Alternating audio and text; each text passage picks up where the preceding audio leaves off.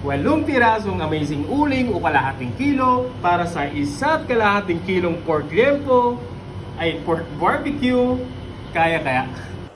Sindihan na muna natin si amazing uling at pagka naglingas na, i-position na natin siya sa kung saan natin gustong i-position. Tapos, lagay na natin yung grill, painitin ng saglit, and then ready na tayong mag-ihaw. So, luto na yung iba, lagay na lang natin dito.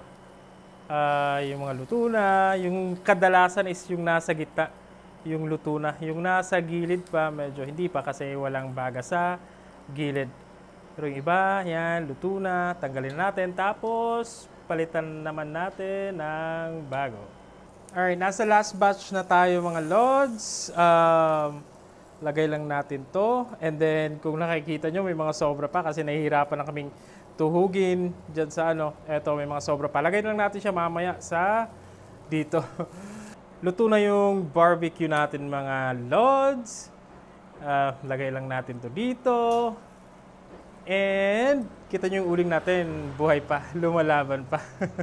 And itong mga to, since tinatabad na kaming magtuhog ng mga yan, actually ang hirap niya tuhugin yung mga taba-taba, tsaka may balat. So, lagay na lang natin siya dyan. Yan, luto na lahat ng barbecue natin by 8 pieces of amazing uling. Yan guys, buo pa rin siya. And ito naman yung natira sa mga karne natin na mahirap tuhugin.